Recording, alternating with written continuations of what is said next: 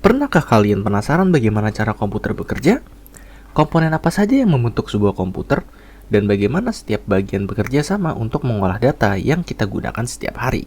Nah, pada video kali ini kita akan membahas hal-hal tersebut. Sistem komputer adalah kumpulan komponen yang saling terkait dan terhubung satu sama lain untuk bekerja sama. Dengan adanya sistem komputer ini, komputer bisa melakukan berbagai tugas mulai dari mengolah data hingga menjalankan program. Setiap komponen dalam sistem komputer memiliki peranannya masing-masing, tetapi semuanya terhubung dan bekerja sama secara sinergis. Selanjutnya, kita akan membahas komponen-komponen utama komputer.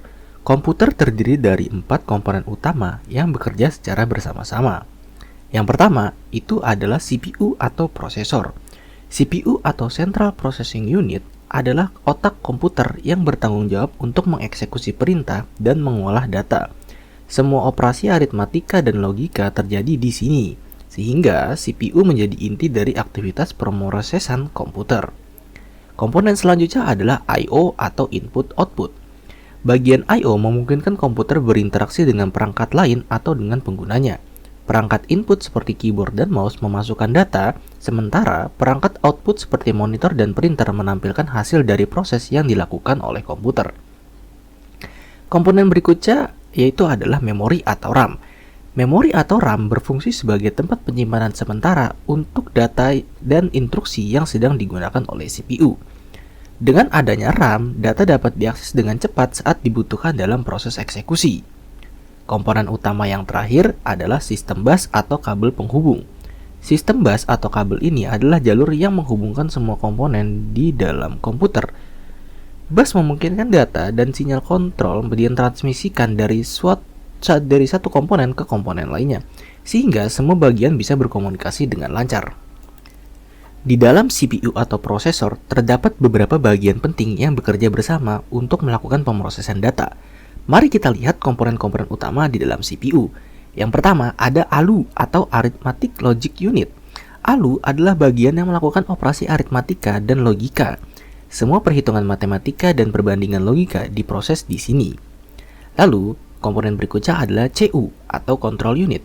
Control Unit berfungsi mengendalikan operasi CPU dan mengarahkan aliran data di dalam sistem komputer.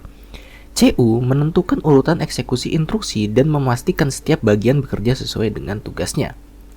Lalu, komponen selanjutnya adalah register. Register adalah penyimpanan kecil yang ada di dalam CPU dan digunakan untuk menyimpan data sementara selama pemrosesan. Register memungkinkan CPU mengakses data dengan sangat cepat. Lalu, komponen pada CPU yang terakhir adalah sistem bus internal. Sama seperti sistem bus eksternal yang menghubungkan komponen utama komputer, sistem bus internal ini menghubungkan bagian-bagian dalam CPU agar dapat berkomunikasi satu sama lain. Sekarang, mari kita lihat bagaimana proses data terjadi di dalam komputer. Ada beberapa langkah yang dijalani dalam urutan pemrosesan data. Urutan yang pertama adalah data movement atau pergerakan data. Data dipindahkan atau dikirim dari satu komponen ke komponen lainnya. Pergerakan ini bisa terjadi antara CPU, memori, dan perangkat input-output melalui sistem bus. Lalu, langkah yang kedua adalah control mechanism atau mekanisme kontrol. Control unit atau CU mengatur dan mengontrol alur data serta instruksi yang diproses. Mekanisme kontrol memastikan bahwa semua bagian bekerja sesuai dengan urutan yang benar. Lalu, proses yang ketiga adalah data storage atau penyimpanan data. Data disimpan baik secara sementara di RAM maupun secara permanen di media penyimpanan seperti hard disk. Penyimpanan data ini penting untuk memastikan data bisa diakses kapan saja saat dibutuhkan. Lalu proses yang terakhir adalah data processing atau pemrosesan data. Akhirnya, data yang telah dimuat atau dikontrol tadi diproses di ALU dan di CU sesuai instruksi yang diberikan. Proses ini mencakup operasi matematika, perbandingan, hingga pengambilan keputusan berdasarkan data yang ada. Nah, begitulah cara kerja sistem komputer secara keseluruhan.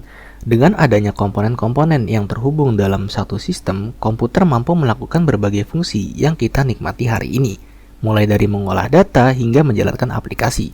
Semua dilakukan dengan efisiensi dan kecepatan tinggi. Terima kasih telah menonton video ini, dan semoga video ini bermanfaat dalam memahami dasar-dasar sistem komputer. Terima kasih, sampai jumpa di pertemuan selanjutnya.